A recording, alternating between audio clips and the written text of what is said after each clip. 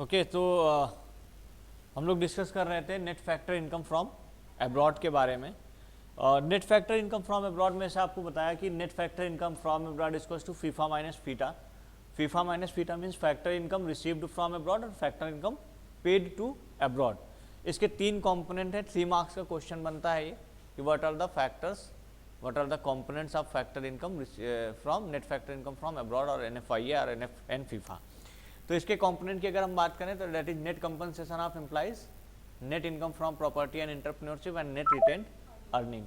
Net factor, net compensation of employees means compensation of employees क्या होता है कि जो सैलरीज वगैरह, सैलरीज, वेजेज एंड सैलरीज जो प्राप्त दी जाती है काम के बदले, जैसे आपने NDPFC में पढ़ा था इनकम मेथड में, तो जो लोग बाहर के हमारे यहाँ आए हैं उनको जो हम पेमेंट करते हैं सैलरी का, वो माना जाता है क्या माना जाता है? Compensation of employees paid to abroad. हमारे यहाँ के जो लोग बाहर काम कर रहे हैं उनको जो पैसा मिलता है वो जब हमारे यहाँ आता है तो क्या कहलाता है?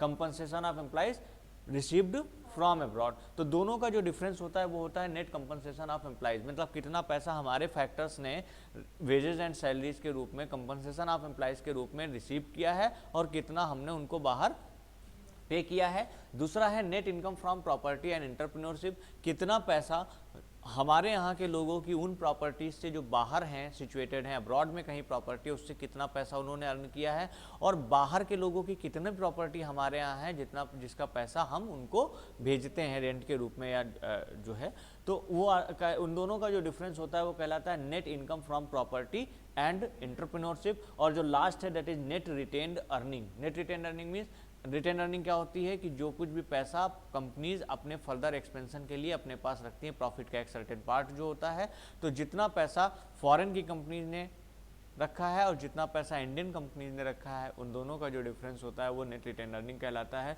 जब आप जब आप net compensation of employees plus net income from property and entrepreneurship और नेट रिटेन अर्निंग, इन तीनों को जब आप ऐड करते हैं देन आपको क्या मिलता है? Net factor income from abroad या NFIA या एन फीफा।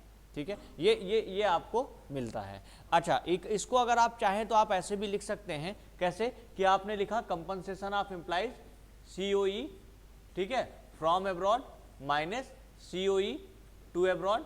आप ऐसे लिख सकते हैं income from property and entrepreneurship, हाँ, from abroad minus income from property and entrepreneurship to abroad. ऐसे ही रिटेन अर्निंग फ्रॉम अब्रॉड और minus retain earning to abroad.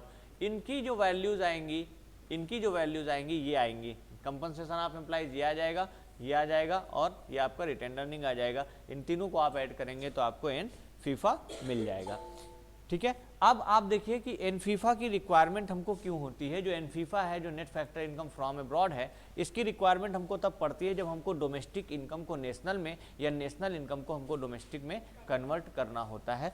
अगर आपको डोमेस्टिक को नेशनल में कन्वर्ट करना है तो आपको एन फीफा की जरूरत पड़ेगी। कैसे? आप एन फीफा को क्या करेंगे? डोमेस्टिक के साथ ऐड करेंगे। डोमेस्टिक मीन्स जो हमारी डोमेस्टिक टेरिटरी में जो कुछ भी प्रोडक्शन हुआ उसके साथ नेशनल जो आपका जो net factor income from abroad है आप उसको ऐड कर दीजिए तो आपको नेशनल इनकम मिल जाएगी। इसी तरीके से अगर नेशनल वैल्यू दी है और उसको आपको डोमेस्टिक वैल्यू में कन्वर्ट करना है तो जो NFIA है उस वैल्यू को आप क्या करेंगे?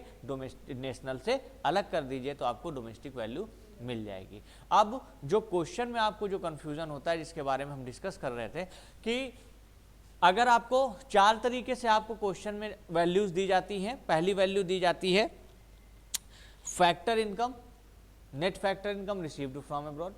4 वैल्यूज हैं आपके पास। एक वैल्यू आपको क्वेश्चन पेपर में डायरेक्टली ये दी जाएगी, net factor income from abroad. इसको आप डायरेक्टली क्या करेंगे?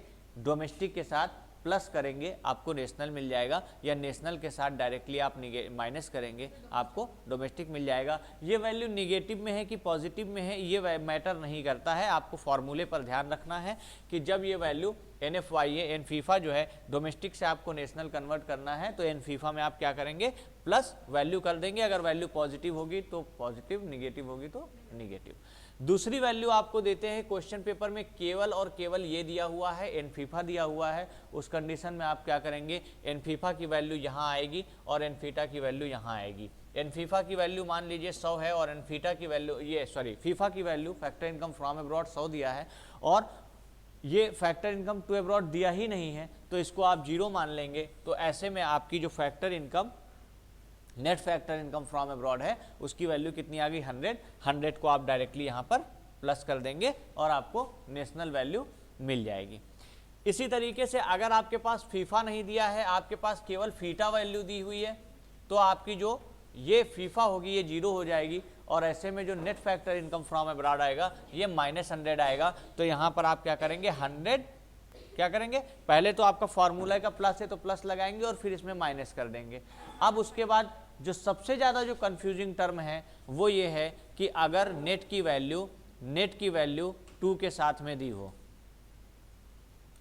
अगर आपकी नेट की वैल्यू 2 के साथ में, जैसे आपने अभी तक क्या देखा है कि नेट की वैल्यू किसके साथ दे रहे हैं, फ्रॉम के साथ दे रहे हैं, तो आपका फॉर्मूला सिंपली चलेगा domestic plus NFYA equals to net, domestic plus NFYA equals to national या national minus NFYA equals to domestic. लेकिन अगर ये वैल्यू जो आपकी नेट की वैल्यू है ये फ्रॉम के साथ ना दी हो, अगर आपके साथ में नेट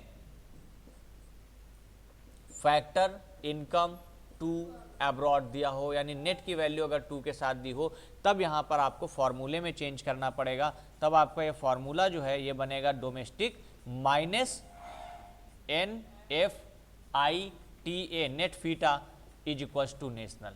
अभी तक आप क्या कर रहे थे, नेट डोमेस्टिक के साथ जब आप नेट फीफा जोड़ रहे थे, डोमेस्टिक प्लस नेट फीफा कर रहे थे, तब आपका नेशनल बन रहा था। लेकिन अगर नेट के साथ 2 की वैल्यू दी है, तब आपको फॉर्मूले में ये साइन चेंज करना पड़ेगा। ये सबसे ज़्यादा कंफ्यूजिंग टर्म है इस पूरे जो नेट फीफा या नेट फीटा का जो कंसेप्ट है, इसमें सबसे ज़्यादा कंफ्यूजिंग टर्म यहाँ पर है। सबसे ज़्यादा क्वेश्चन में यहीं पर कंफ्यूज किया जाता है आपको कि नेट की वैल्यू के साथ 2 की वैल्यू दी जाती है। जब भी कभी नेट के साथ 2 की वैल्यू दी जाएगी और आपको डोमेस्टिक को नेशनल या नेशनल को डोमेस्टिक में कन्वर्ट करना है, तो जो रूटीन वे में आपका फॉर्मूला चल रहा है उस फॉर्मूले के साइन बदल जाएंगे, ठीक है। लेकिन अगर बाकी 3 कंडीशन में है, नेट का फीफा के फ्रॉम के साथ दिया हुआ है या सिंपली फीफा दिया है या सिंपली फीटा दिया है, तो इनकी वैल्यू निगेटिव और पॉजिटिव हो सकती हैं, लेकिन फॉर्मूले के साइन चेंज नहीं होंगे, ठीक है। अगला क्वेश्चन ये बनता है, वेदर ट्रू और फॉल्स में पूछा जाता है कि क्या नेशनल की वैल्यू डोमेस्टिक से ज़्यादा हो सकती है, या क्या डोमेस्टिक की वैल्यू नेशनल से ज़्यादा हो सकती है, या क्या नेशनल की वैल्यू डोमेस्टिक से कम हो सकती है। तो ये इस तरीके से क्वेश्चन पूछा जाता है। उसमें आपको ध्यान रखना पड़ेगा कि अगर मान लीजिए पूछा जाता है, जैसे जनरली हम ये मानते हैं कि national is a big concept, domestic is a small concept, है ना। तो लेकिन अगर मान लीजिए कि आपका जो net factor income to abroad है वो ज़्यादा है, तो उस कंडीशन में आपका डोमेस्टिक वैल्यू ज़्यादा हो जाएगा और नेशनल वैल्यू कम हो जाएगा। यानी factor income paid to abroad अगर आपका ज़्यादा हो जाएगा तो आपका जो डोमेस्टिक वैल्यू है वो नेशनल के कंपैरिजन में बड़ा हो जाएगा। तो ये भी आपको ध्यान रखना है। इस तरीके के भी क्वेश्चन ट्रू एंड फॉल्स में पूछे जा सकते हैं। तो आपके पास 3 बेसिक कंसेप्ट हो गए। उन 3 बेसिक कंसेप्ट का यूज करके आप किसी भी वैल्यू को, जो नेशनल इनकम एग्रीगेट्स जो हैं, जो डिफरेंट एग्रीगेट्स हैं, डिफरेंट एग्रीगेट्स मीन्स कौन कौन से,